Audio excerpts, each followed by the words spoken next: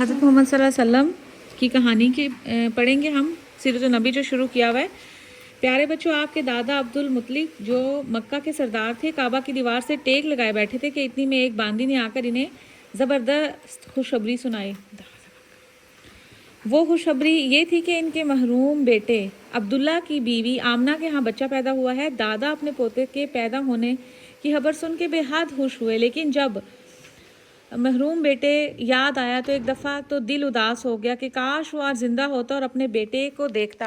حضرت عبداللہ مدینہ کے سفر میں تجارت کے سفر سے واپس آتے ہوئے فوت ہو گئے تھے نا، اور وہیں پہ انہیں دفن کر دیا تھا۔ خیر، دادا نے اپنے آنسو پونچھے اور گھر کی طرف چلے گئے اور بی بی سیدہ آمنہ کے حجرے میں یعنی گھر میں چلے گئے اور نہایت محبت بھری نظروں سے اپنے پوتے کو دیکھا۔ ان کا نام کیا تھا؟ محمد صلی اللہ علیہ وآلہ وسلم۔ پیارے بچوں، یہ ہمارے پیارے رسول حضرت محمد صلی اللہ علیہ وسلم جو یتیم پیدا ہوئے تھے۔ یتیم کیا ہوتا ہے؟ شاباش، جن کے والد نہیں ہوتے۔ ان کی پرورش جو ہے قبیلہ بنو سعد کی ایک دائی بی بی حلیمہ آپ صلی اللہ علیہ وسلم کو دودھ پلانے کے لیے اپنے قبیلہ میں لے گئی۔ بی بی حلیمہ نے جتنی دیر آپ کو اپنے گھر میں رکھا، طرح طرح کی خیر اور برکتیں دیکھیں۔ پھر جب آپ 6 سال کے ہوئے تو آپ کی والدہ ماجدہ بھی انتقال کر گئیں۔ انتقال کیا ہوتا ہے؟ یس، فوت ہو گئی، ٹھیک ہے۔ والدہ کے انتقال کے بعد دادا نے پرورش کی۔ 8 سال کی عمر میں وہ بھی فوت ہو گئے۔ اب آپ کے چچا ابو طالب نے آپ کی پرورش کی ذمہ داری سنبھالی، جو کہ آپ کو اپنی اولاد کی طرح محبت کرتے تھے۔ تجارت اور شادی۔ حضرت محمد صلی اللہ علیہ وسلم 25 سال کے ہوئے تو مکہ کی مشہور خاتون کون تھی؟ حضرت خدیجہ، جو کہ بیوہ تھی۔ بیوہ کس کو کہتے ہیں؟ شاباش۔ وہ ان کا نا ایک بزنس تھا، تجارت کہتے ہیں کس کو؟ بزنس کو۔ ان کا مال تجارت لے کر شام گئے۔ سیدہ خدیجہ آپ کی امانت داری کو دیکھ کر بے حد متاثر ہوئیں، یعنی بے حد خوش ہوئیں، اور آپ کو نکاح کا پیغام بھیجا جسے آپ نے قبول فرمایا۔ چنانچہ آپ کی 25 سال کی عمر میں شادی ہو گئی، جبکہ اس وقت سیدہ خدیجہ کتنے سال کی تھیں؟ 40 سال کی۔ جی، 40 سال کی، ان سے بڑی تھی، ٹھیک ہے جی، ٹھیک ہے۔ تو اب قوم کا غم کیا ہے کہ آپ غم من دکھ، آپ قوم کو بت پرستی کی گمراہی میں پڑے دیکھ کر بے حد غم زدہ ہوتے۔ آپ اکثر تنہائی میں عبادت کرتے اور اس کی غرض کے غارِ ہرا جاتے اور چند راتیں وہیں قیام کرتے۔ کھانا پینا پانی سب ساتھ لے جاتے اور دین ابراہیمی کے مطابق اللہ کی عبادت کرتے۔ جب کھانا پانی ختم ہو جاتا تو واپس تشریف لے آتے۔ ہم کون سے دین پہ ہیں؟ دین ابراہیمی، جی، ٹھیک ہے نا۔ حضرت محمد صلی اللہ علیہ وسلم کی وہ جی، حضرت محمد صلی اللہ علیہ وسلم نے بھی انہیں کیا کیا تھا؟ فالو کیا تھا۔ جب حضرت ابراہیم نے خانہ کعبہ بنایا تھا نا، تو اللہ تعالیٰ نے ان کو یہ انعام دیا کہ آخری نبی جو ہیں وہ ان کی فیملی میں سے ہوں گے۔ اس لیے اسرائیل کے لوگوں نے خاموش ہو کے کہ اور ہم سے کی طرف ہوگی کہ ان کی فیملی جی، پہلی وحی جو تھی نا، ایک دفعہ اسی طرح آپ غار حرا میں عبادت کر رہے تھے کہ حضرت جبرائیل علیہ السلام تشریف لائے۔ انہوں نے آپ کو سینے سے لگایا اور جو ہے اور انہیں مطلب بتایا کہ آپ کے اوپر اللہ تعالیٰ نے ایک سورت نازل کی ہے جس کا نام سورت الق ہے، اور کچھ آیتیں جو ہیں رسول پاک صلی اللہ علیہ وسلم نے پھر پڑھی۔ اقرا بسم ربک الذی خلق، یہ ٹھیک ہے، 1 سے 5 آیتیں جو ہے وہ پڑھی۔ اے محمد، اپنے پالنے والے کا نام لے کر پڑھو جس نے پوری کائنات کو پیدا کیا، جس نے انسان کو خون کی لوتھڑے سے پیدا کیا، اور تمہارے پروردگار بڑا کریم ہے جس نے قلم کے ذریعے، قلم کیا ہوتا ہے؟ پین، جی، قلم کے ذریعے علم سکھایا، جی، یہ جو پین ہے نا، جی، اور انسان کو وہ باتیں سکھائی جس کو وہ جانتا نہ تھا۔ پیارے بچوں، ہمارے پیارے رسول پاک صلی اللہ علیہ وآلہ وسلم پر پہلی وحی نازل ہوئی تھی، جس سے آپ کو معلوم ہوگا کہ مجھ پر قرآن نازل ہوا ہے اور اب میں اس امت کا نبی ہوں۔ اب آپ کے ذمے اللہ کے دین کی دعوت پہنچانا تھا. یعنی اب رسول پاک صلی اللہ علیہ وسلم کو پتہ لگ گیا تھا کہ میں جو ہے اس امت کا، اس قوم کا نبی ہوں. اللہ تعالیٰ نے میرے اوپر یہ ذمہ داری دی ہے کہ میں سارے بندوں کو مسلمان کروں اور اللہ کا پیغام جو مجھے ملا ہے وہ میں آگے دوں. اب آپ نے لوگوں کو چھپ کر بھی ایمان کی دعوت دینا شروع کی. چنانچہ دعوت کی برکت سے آپ پر عورتوں میں سے سیدہ حتیجہ، بچوں میں سے حضرت علی علیہ السلام، آپ کو پتہ ہے ان کی بیوی اور ان کے حضرت علی علیہ السلام ان کے کون تھے؟ ان کے کزن تھے. جی حضرت علی علیہ السلام ان کے کزن تھے. انہوں نے جو ہے وہ دین قبول کیا نا، اسلام مسلمان ہوئے تھے. اعلانیہ دعوت اور قوم کی مخالفت. 3 سال تک خفیہ دعوت دینے کے بعد اب آپ نے اعلانیہ دعوت دینا شروع کر دی. اعلانیہ دعوت کیا ہوتا ہے؟ انہوں نے کھل کے دعوت دی. شاباش. اور مطلب خفیہ دعوت یہ ہوتا ہے کہ چھپ کے دعوت دینی تھی لوگوں کو. ابھی ساروں کے لیے یہ نیا دین تھا. جی تو اسرائیل نے چھپ کے مقدس بنایا اور فلسطین کو ایسے. اچھا، حبشہ ہجرت کا حکم. ہجرت کیا ہوتا ہے؟ سین، یہاں سے دوسرے شہر میں جانا. جب آپ نے مسلمانوں کو بے حد تکلیف میں دیکھا تو انہوں نے ہجرت کر جانے کا حکم دیا. چنانچہ 80 کے قریب مسلمان حبشہ میں ہجرت کر گئے، یعنی حبشہ میں چلے گئے. حبشہ کے بادشاہ کا نام نجاشی تھا. اس نے مسلمانوں کو بہت اچھے طریقے سے نا ویلکم کیا. ادھر مکہ کے جو فرقے تھے، قافلے تھے، وہ نا انہوں نے مکہ والوں پہ نا بہت زیادہ ظلم کرنا شروع کر دیا تھا، جنہوں نے مسلمان ہوئے ہوئے تھے، جو رسول پاک صلی اللہ علیہ وسلم کی بات مانتے تھے.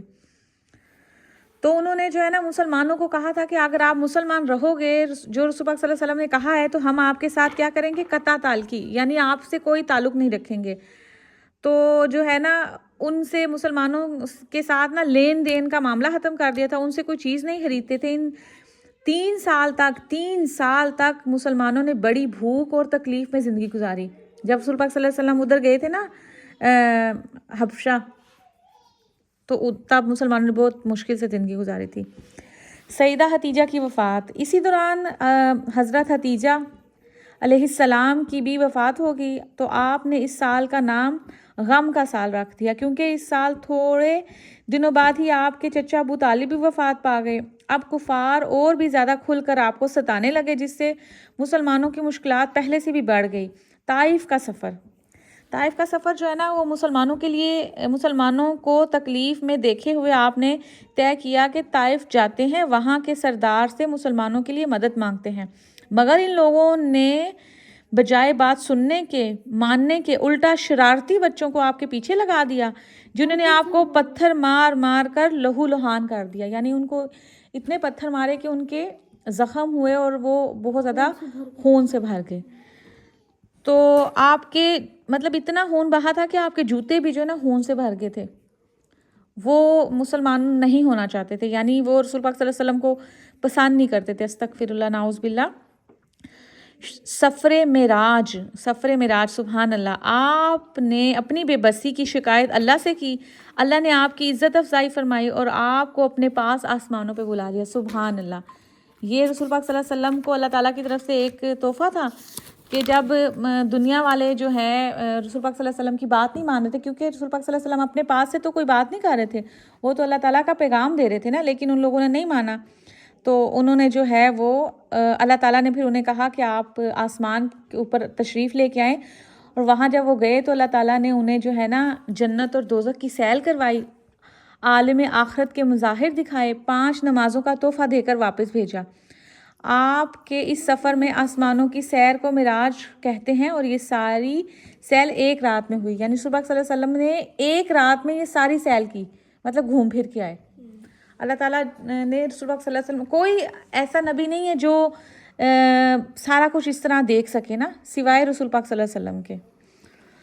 اچھا جی، پھر حج کا زمانہ آ گیا. ہر طرف سے لوگ حج کرنے مکہ آئے. مدینہ بھی کے قبیلے تھے اور آپ کے ہاتھوں میں مسلمان ہوئے. ان لوگوں نے حج سے واپس جا کر مدینہ میں خوب اسلام پھیلایا. غرض یہ لوگ 3 سال تک آ کر آپ سے ملتے رہے اور واپس جا کر اسلام پھیلاتے رہے. تیسرے سال ان لوگوں نے آپ کو مدینہ جانے کی دعوت دی اور عہد کیا کہ ہم مسلمانوں کی اور اپنے جانوروں اور بیویوں بچوں سے بڑھ کر حفاظت کریں گے. اسی طرح سے مدینہ کے لوگ انصار یعنی مدد کرنے والے کہلاتے ہیں. ہم نے یہ پڑھا تھا نا کہ مدینہ کے لوگوں کو کیا کہتے ہیں؟ انصاری. مدینی نہیں اصل صوفے. اچھا مدینہ ہجرت کس کو کہتے ہیں؟ شفٹ ہونے کو نا. آپ نے مدینہ کے انصار کی دعوت قبول کی، ہجرت کر کے مدینہ جا بسے. وہ لوگ شدت کے ساتھ مسلمانوں کے منتظر تھے. انہوں نے مسلمانوں کا اور آپ کا زبردست استقبال کیا. ہجرت کے وقت کافروں نے آپ کو روکنے کی بہت کوشش کی، مگر اللہ کی مدد سے آپ کے ساتھی کامیاب ہوئے نا. پیارے بچوں اتنا ضرور یاد رکھنا یہ سب مسلمان پہلے ہجرت کر کے مدینہ پہنچ گئے تھے، جبکہ رسول پاک صلی اللہ علیہ وسلم بہت سارے جو ہے صحابین کے ساتھ مدینہ میں آخر میں پہنچے تھے. آپ کے پہنچنے پر بچوں نے خوشی کی نعتیں پڑھی. وہ جو طلع البدر علینا وہ نعت ہے نا. بچے جب رسول پاک صلی اللہ علیہ وسلم یہاں مکہ سے وہاں گئے نا مدینہ، تو سارے بچے جو ہے نا وہ پھول لے کے کھڑے ہوئے تھے اور ان کے آنے کی خوشی میں جیسے نہیں وہ نہیں طلع البدر علینا ایک نعت ہے نا، وہ نعت انہوں نے پڑھی تھی، پھول پھینکے تھے رسول خدا پہ اور خوش ہوئے تھے، ویلکم کیا تھا. تو اس دور سے جو ہے نا نعت جو پڑھتے ہیں نا وہ رسول پاک صلی اللہ علیہ وسلم کی تعریف میں پڑھتے ہیں، اور جو حمد ہوتی ہے وہ اللہ تعالیٰ کی تعریف کے لیے پڑھتے ہیں. جی اچھا، آپ کے پہنچنے پر بچوں نے خوشیوں سے نظمیں پڑھی. آپ نے مدینہ میں پہلی ایک مسجد تعمیر کی. تعمیر کا مطلب ہوتا ہے خود مسجد بنائی، خود اس کے پڑوس میں حجرہ بنایا، ایک مسجد بنائی وہاں پہ، اور پھر اس کے ساتھ اپنا ایک گھر بنایا. یہاں پہنچ کر آپ نے مہاجرین، مکہ سے مدینہ ہجرت کرنے والے مسلمان کو مہاجرین کہتے ہیں. اچھا، انصار میں بھائی چارہ قائم کیا، یعنی اتفاق قائم کیا، ایک دوسرے کو بھائی چارہ کہا کہ آپ لوگوں نے نا راضی بازی رہنا، لڑنا نہیں ہے، اور ایک محبت کی مثال قائم کرنی ہے، اور ایک دوسرے کے لیے کیا بننا ہے؟ مددگار بننا ہے. ٹھیک ہے جی، ایک دوسرے کی ہیلپ کرنا، بالکل. اچھا، جہاد کی اجازت اور جنگ بدر. اب جو کمزور مسلمان ہجرت نہ کر پائے تھے وہ مکہ میں رہ گئے تھے. کفار ان پر بے حد ظلم کرنے لگے، حتیٰ کہ اللہ تعالیٰ نے آپ کو ان کافروں کے ساتھ جہاد کرنے کی اجازت دے دی، جس کے نتیجے میں غزوہ بدر کا جو ہے نا وہ غزوہ بدر پتہ نا اسلام کی پہلی جو جنگ ہے وہ اس میں وہ ہوئی جس میں مسلمانوں کو فتح ہوئی. فتح کا مطلب کیا ہوتا ہے؟ کامیابی. السلام علیکم. ڈانکشن. جو ہے غزوہ بدر ہوئی، اور غزوہ بدر میں مسلمانوں کو کیا ہوا؟ فتح حاصل ہوئی، یعنی وہ جیت گئے. جنگ احد جو ہے نا، جنگ احد، کافروں نے بدر کی شکست کا بدلہ لینے کے لیے، یعنی وہ جب انہوں نے دیکھا کہ جنگ بدر میں مسلمان جیت گئے ہیں تو انہوں نے کیا کہا؟ اب ہم ایک اور جنگ کریں گے. وہ جنگ احد تھی کہ ہم مسلمانوں کو ہرائیں گے، ہم مسلمانوں سے مقابلہ کریں گے. انہوں نے شکست کا بدلہ لینے کا ارادہ کیا. فوجی لے کر احد کے پہاڑ تک پہنچ آئے. یہ مدینہ سے چند میل کے فاصلے پر ایک پہاڑی ہے. اس جنگ میں شروع میں تو مسلمانوں کو فتح ہوئی، لیکن پھر تیر اندازوں نے اپنی جگہ سے ہٹ جانے کی وجہ سے شکست کھا کر بھاگتے ہوئے کافروں کو اس کی خالی جگہ سے پلٹ کرنے کا موقع مل گیا. ان تیر اندازوں کو مسلمانوں کی پیٹھ کی طرف سے ان کی حفاظت کرنی تھی، جبکہ لوگ غلط فہمی سے مال غنیمت لوٹنے کے لیے اپنی جگہ سے ہٹ گئے، جس کے نتیجے میں فتح شکست میں بدل گئی. یعنی انہوں نے مسلمانوں نے سمجھا کہ ہم نہ جیت گئے ہیں، اور کافروں کو موقع ملا. مسلمان جب جو جنگ جیتتے ہیں نا وہ کیا کرتے ہیں؟ مال غنیمت لیتا ہے. مال غنیمت پتہ کیا ہوتا ہے؟ ان کی جی وہ ان کی ساری چیزیں لے سکتے ہیں، کیونکہ اس ٹائم پہ کھانا وغیرہ بہت مہنگا تھا، تو وہ ان کے اونٹ، ان کے کیا اس کا نام ہے، گھوڑے، ان کے کھانے، ہر چیز جو ہے نا وہ مال غنیمت مسلمان لے لیتے تھے. وعلیکم السلام. جنگ خندق. اچھا، ہجرت کے 5ویں سال میں مکہ کے کافروں نے ایک بہت بڑا لشکر مدینہ پر حملہ کرنے کے لیے تیار کیا. فوجیں بڑھانے کے لیے دوسرے قبیلوں کو بھی ساتھ ملایا، کہ حتیٰ کہ مدینہ کے یہودیوں کو بھی لالچ وغیرہ دے کر ساتھ ملا لیا. حالانکہ انہوں نے آپ کے ساتھ عہد کیا ہوا تھا کہ ہم آپ کے دشمنوں کے ساتھ نہیں دیں گے۔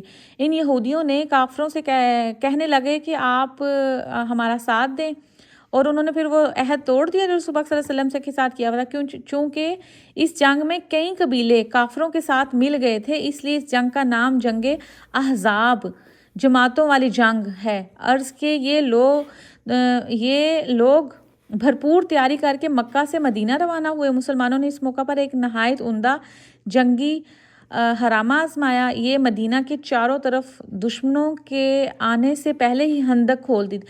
خندق پتہ کیا ہوتا ہے؟ خندق کھول دی تھی، وہ اتنی گہری تھی کہ اس کے عبور کر کے مدینہ میں داخل ہونا والا مشکل تھا۔ وہ خندق یعنی زمین کو ایسے کھدائی کر دیتے ہیں نا، پھر اس کے اندر لوگ جا کے چھپ جاتے ہیں، جیسے آج کل بھی ہوتا ہے، چھپے ہوتے ہیں اور پھر وہ حملہ کرتے ہیں، تو اس کو پہلے زمانے میں کہتے ہیں خندق۔ ابھی تو وہ ایسے بوریاں اوپر رکھ دیتے ہیں، آج دیکھا ہوگا، پھر اس کے پیچھے چھپ کے گن کے ساتھ وہ ساروں کو ایسے گولیاں مارتے ہیں۔ تو پہلے وہ تلواروں کے ساتھ وہ کرتے تھے نا، گولیاں یا کچھ نہیں تھا، تیروں کے ساتھ اور تلواروں کے ساتھ جنگ ہوتی تھی۔ تو انہوں نے بہت گہری خندق کھودی تھی کہ کوئی دور سے آتا تو وہ مسلمانوں کو نہیں دیکھ سکتا تھا۔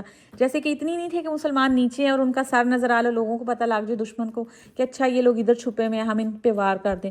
وہ ایسے تھا کہ کسی کو پتہ نہیں تھا کہ وہ خندق مطلب کون اندر چھپا ہوا ہے اور کتنے لوگ ہیں، ٹھیک ہے۔ اس جنگ کا دوسرا نام ہے جنگ ٹھیک ہے مدینے کا گھیراؤ۔ مطلب اب یہ نا کہ کافروں نے مدینے میں سخت گھیرا کر لیا لیکن خندق نہ پار کر سکے۔ مسلمانوں کا معاملہ بڑا سخت ہو گیا تھا۔ خندق کے پار کافر دشمن تھے، شہر میں منافق اور غدار یہودی تھے۔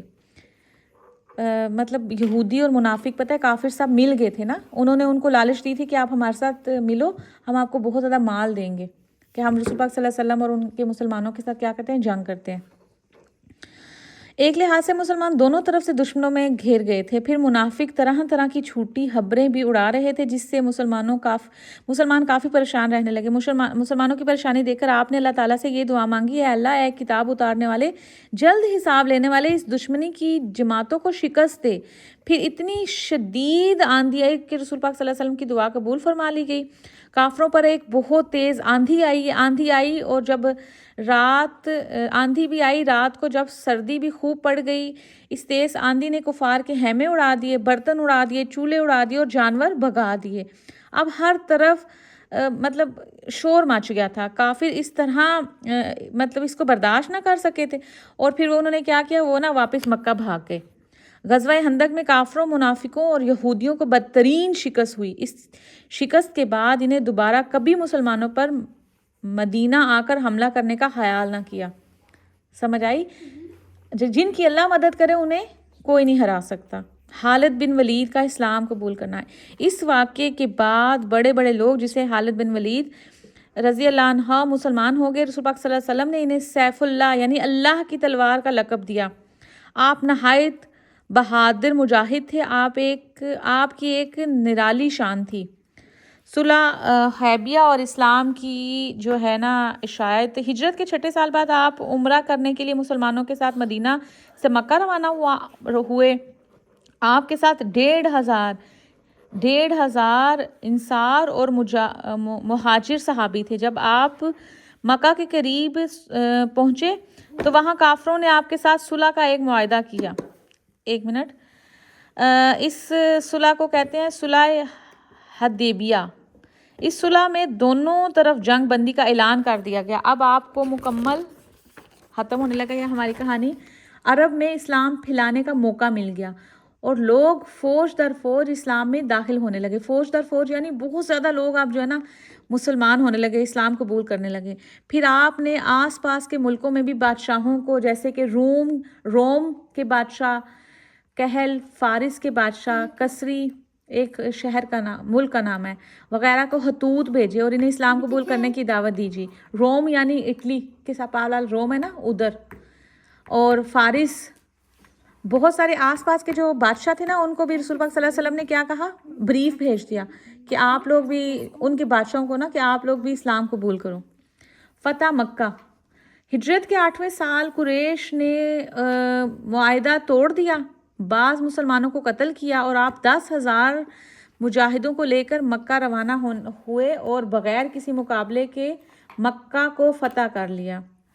اچھا، خانہ کعبہ میں بتوں سے پاک کرنا۔ اب خانہ کعبہ میں پتہ ہے پہلے کیا تھا؟ حضرت بت پڑے ہوئے تھے خانہ کعبہ کے اندر، پتہ نا؟ جو حضرت ابراہیم علیہ السلام ہے نا، ان کے جنہوں نے ان کو پالا تھا، ان کے جو چچا تھے، وہ نا بت بناتے تھے، بت بنا کے بیچتے تھے، وہ ڈیفرنٹ شکلوں کے انہوں نے خدا بنائے ہوئے تھے۔ یہ کہانی خیر لمبی ہو جائے گی، ہم پہلے اسی ٹاپک پہ رہتے ہیں، وہ اس پہ پھر ہم دوبارہ ڈسکس کریں گے۔ فتح مکہ کے بعد آپ بیت اللہ میں داخل ہوئے، بیت اللہ یعنی اللہ کے گھر میں داخل ہوئے، وہاں رکھے ہوئے تمام بتوں کو توڑ دیا۔ اس کے بعد حضرت بلال کو حکم دیا کہ وہ کعبہ کی چھت پر چڑھ کر اذان دیں۔ حضرت بلال نے اذان دی اور مسلمانوں نے شکرانے کی نماز ادا کی۔ سمجھ آئی یہ بات؟ نماز کا ٹائم ہو گیا۔ جی، حج الوداع، ٹھیک ہے، ہجرت کے 10 سال آپ نے حج الوداع ادا کیا۔ اس میں آپ نے سب مسلمانوں کو حج کے طریقے سکھائے۔ عرفہ کے دن خطبہ دیا، جس کو خطبہ الوداع کہتے ہیں۔ اس میں آپ نے مسلمانوں کو زندگی گزارنے کے بے شمار طریقے بتائے۔ اور جو ہے نا ہجرت کے 11ویں سال رسول پاک صلی اللہ علیہ وسلم جو ہے نا وفات پائے ہیں، ہجرت کے 11ویں سال، یعنی رسول پاک صلی اللہ علیہ وسلم نے اپنی زندگی میں 11 سال، اللہ بہتر جانتا ہے کتنے تھے، لیکن جو کتاب میں لکھا ہوا ہے جو ہے نا اتنی سال ہجرت کی۔ ہجرت کا مطلب پتہ ہے نا کیا ہوتا ہے؟ تبلیغ کرنا، ہجرت کرنا، یعنی ڈفرینٹ شہروں میں گئے، وہاں جا کے اللہ تعالیٰ کا پیغام دیا۔ اور پھر یہ جو آخری حج تھا اس میں سب مسلمانوں کو اکٹھا کیا، اور پھر کیا کہا تھا کہ میں آپ کے بیچ میں غدیر کا ایک پہاڑ تھا، اس پہاڑ پہ کھڑے ہو کے کیا کہا تھا؟ میں آپ کے بیچ میں، مجھے اللہ تعالیٰ نے اپنی طرف بلا لینا ہے، بے شک ہر انسان نے پلٹ کے اللہ کی طرف جانا ہے۔ میں آپ کے بیچ میں 2 ایسی بھاری چیزیں چھوڑ کے جا رہا ہوں۔ بھاری چیزوں کا مطلب کہ اسٹرانگ، جو اگر آپ اس کو پکڑی رکھو گے تو کبھی بھی گمراہ نہیں ہوں گے۔ وہ کون سی 2 چیزیں ہیں؟ ایک قرآن پاک اور دوسرا میرے اہل بیت۔ اگر تم ان کو مضبوطی سے پکڑی رکھو گے تو کبھی بھی گمراہ نہیں ہوں گے۔ جیسے کہ آج کل ہم نیویگیشن اگر فالو کرتے ہیں، اگر ہم نیویگیشن صحیح ایڈریس نہیں لگائیں گے تو ہم اپنی صحیح منزل پہ پہنچ پائیں گے؟ نہیں پہنچیں گے نا، بہت ٹائم ویسٹ کریں گے، پھر بھی ہم کسی غلط جگہ پہ پہنچیں گے۔ اسی طرح قرآن پاک اور اہل بیت ہے، اگر ہمیں سیدھا جنت میں جانا ہے تو ہمیں کس کو فالو کرنا ہے؟ قرآن پاک اور اہل بیت۔ شاباش، قرآن پاک کو اور اہل بیت کو۔ یہ تھی ہماری آج کی کہانی۔ آپ لوگوں کو کیسی لگی؟ اچھی تھی؟ بہت کچھ سیکھا؟ اس میں رسول پاک صلی اللہ علیہ وسلم کی حالات زندگی میں ہمیں کیا سبق ملتا ہے؟ کس کو کیا سبق ملا ہے؟ کون بتائے گا؟ اوکے صفا۔ سبق اور اللہ تعالیٰ سے دعا کرتے ہیں اور چیٹنگ نہیں کرتے، اور تبلیغ کرنا ہے نا، آپ نے بھی تبلیغ کرنا ہے۔ اگلے دوسرے لوگوں کو پاس جانا اور پوچھنا ہے کہ انہیں بتانا کہ اسلام میں کیا کیا ہوا ہے، کہ اسلام ٹھیک ہے، اور جی اور کبھی آپ نے گھمنڈی نہیں بننا ہے، قرآن پاک اور اہل بیت کے، اور اپنا پرامس ختم کرنا ہے۔ شاباش۔ اور رسول پاک صلی اللہ علیہ وسلم نے اسلام پھیلانے کے لیے بہت زیادہ مشقتیں اٹھائی نا، ہمارے لیے آسانی کر دی۔ اب ہم نے وہ وائٹر دین لے کے جانا ہے۔ کتنی ابھی تک یہ چھوٹی سی کہانی ہم نے پڑھی تھی نا، شارٹ کر کے، تاکہ ہمارے پاس ٹائم کم ہے، ہمیں اور بھی چیزیں کرنی ہیں۔ خیر عائشہ، آپ نے کیا سیکھا؟ مما 1 منٹ، میں جلدی سے اپنی ویڈیو دیکھ لوں اسکول کی۔ آپ نے کیا سیکھا؟ 1-2 پوائنٹ بتاؤ۔ مطلب ان کی قرآن پاک کے ساتھ چلنا اور اہل بیت کے ساتھ، ٹھیک ہے جی۔ یہ تھی جی رسول پاک صلی اللہ علیہ وسلم کی، ہماری سیرت النبی کی کہانی، حضرت محمد صلی اللہ علیہ وسلم کی۔ آج ہماری کہانی مکمل ہو گئی۔ انشاءاللہ ہم کوشش کریں گے کہ بچوں کے لیے اور اس طرح کہانی ریکارڈ کر سکیں۔ تو اس کے سوال جواب ہیں وہ ہم پوچھ لیتے ہیں۔ رسول پاک صلی اللہ علیہ وسلم یتیم پیدا ہوئے، پھر آپ کی پرورش کس نے کی؟ ان کی ماں نے، ان کی ماں نہیں، ان کی دائی ماں نے، کیا کہتے ہیں، اوکے عائشہ، دادا نے، نہیں، اور مما نے کی، شاباش اور پھر وہ صرف فوت ہو گئی تھی، پھر انکل نے کی تھی۔ جی۔ رسول پاک صلی اللہ علیہ وسلم یتیم پیدا ہوئے تھے، کہ یتیم کا مطلب کہ ان کے ابو نہیں تھے، پھر ان کے دادا نے، شاباش، ان کی مما نے، پھر ان کے دادا نے، پھر ان کے چچا نے، شاباش۔ صحیح کہہ رہی ہوں۔ جی۔ آپ غار ہرا میں کیوں جاتے تھے؟ عبادت کرنے۔ بالکل खैर, صحیح. मम्मा मेरी बात सुने. ہوں मैं कह रही हूँ जो हलीमा وہ تو सादिया, उससे मैं कह रही हूँ. نہیں، وہ ماما نہیں ہے. اچھا، سیدہ خدیجہ علیہ السلام نے آپ کو نکاح کا پیغام کیوں بھیجا تھا؟ کہ وہ ان کو بہت ایماندار سمجھتے زیشن، بہت اچھا. اور ان کو ان جیسا مکہ میں کوئی بندہ نظر ہی نہیں آیا تھا کہ وہ بہت ایماندار تھے. اور نور والے. رسول پاک صلی اللہ علیہ وسلم کی دعوت کے 2 مرحلے کون کون سے تھے؟ مما میں یہ ایک دفعہ وہ چھپ چھپ کی دعوتیں کرتے تھے. شاباش. اور پھر بعد میں 3 سال کے بعد ہاں، الگ کھلی اعلانیہ. انہوں نے چھپ کے بھی اسلام کو پھیلایا اور کھل کے بھی. زیشن. دونوں. اچھا، نبی کریم صلی اللہ علیہ وسلم مسلمانوں کو کفار میں کیا کیا تکلیفیں اٹھانی پڑی؟ اس کہانی میں رسول پاک صلی اللہ علیہ وسلم نے کتنی تکلیفیں اٹھائی اور مسلمانوں نے اور کیا کیا تکلیفیں اٹھائیں؟ کہ جب ان کو کھانے پانے کو کچھ نہیں تھا، کیونکہ وہ مسلمان لوگ نہیں تھے جو اس کو بیچ رہے تھے. اور ان کو جو مسلمان تھے وہ مسلمانوں کو جو مسلمان نہیں تھے وہ مسلمانوں کو کھانا وغیرہ نہیں دیتے تھے. وہی تو بولا ہے. اور پتھر بھی مارے. ہاں، ان سے اس لیے جنگ کرواتے. ہاں، بہت سارے مسلمانوں کو شہید بھی کر دیا. رسول پاک صلی اللہ علیہ وسلم ہجرت کر کے مدینہ کیسے پہنچے؟